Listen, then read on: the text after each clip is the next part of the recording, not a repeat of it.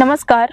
एक स्त्री अपने स्त्रीत्व से उस वक्त मुक्त हो जाती है जब वह माँ बनती है, फिर चाहे वो विवाहित हो या अविवाहित हो, क्योंकि दुनिया का सबसे बड़ा वरदान है माँ बनना। इसके लिए किसी बंधन में बंधने की जरूरत नहीं है।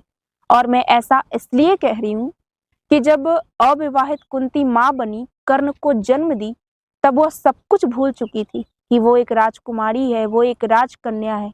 ये जो बालक है वो कौमावस्था का बालक है। सब कुछ भूल कर उस बच्चे को बस अपनाना चाहती थी, उसे अपना दूध पिलाना चाहती थी, उसे अपने आंचल से ढकना चाहती थी।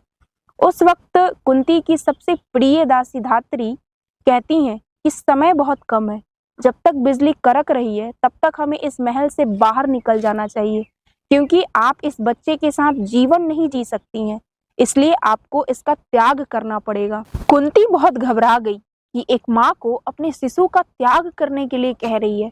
इस निष्पाप जीव ने क्या अपराध किया है? भले प्राण रहे या फिर चला जाए, लेकिन मैं इसे नहीं छोड़ूंगी। मैं किसी की राजकुमारी नहीं हूँ, मैं किसी की कन्या नहीं हूँ, बस अपने इस लाडले की माता हूँ।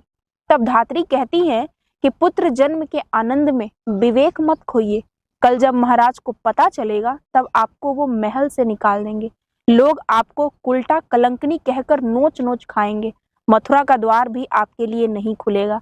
इसलिए धैर्य रखिए, आपके पास इसको त्यागने के अतिरिक्त और कोई चारा नहीं है। इसी में आपका और इस बच्चे का, दोनों का कल्याण है। कुंती का मन प्रेम और व्यवहार, भावना और कर्तव्य, ममता और यथार्थ में फंस गया।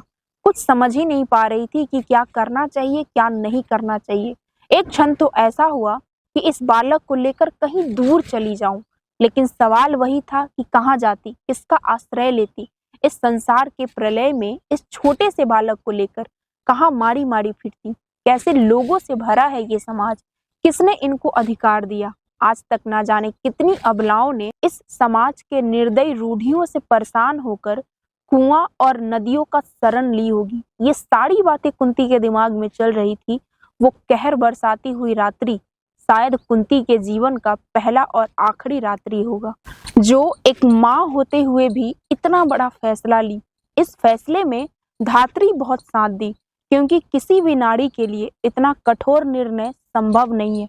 पर धात्री कुंती का भला चाहते हुए उस बच्चे को अपने हाथ में ली और एक पेटिका में रखकर सुरंग के रास्ते अश्व नदी के पास पहुंची और अश्व नदी के उस बहती लहरों में उस बच्चे को छोड़ दी, जो भूख लगने के बाद रोने के अतिरिक्त संसार की किसी भी भाषा को नहीं जानता था।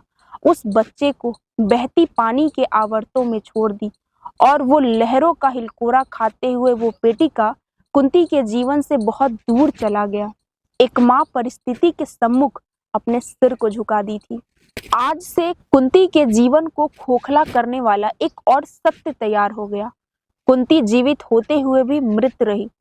तो ये थी व्यवस्था कर्ण को त्याग करने के पीछे। कुंती अगर अपने परिवार, समाज और धात्री की बात को नहीं सुनती तो कर्ण उनके साथ होता। ये कमी नहीं खलती कि मैंने अपने ज्येष्ठ पुत्र का त्याग कर दी, क्योंकि एक माँ, चाहे वो विवाहित हो या अविवाहित हो, अपने बच्चे से उतना ही प्रेम करती है।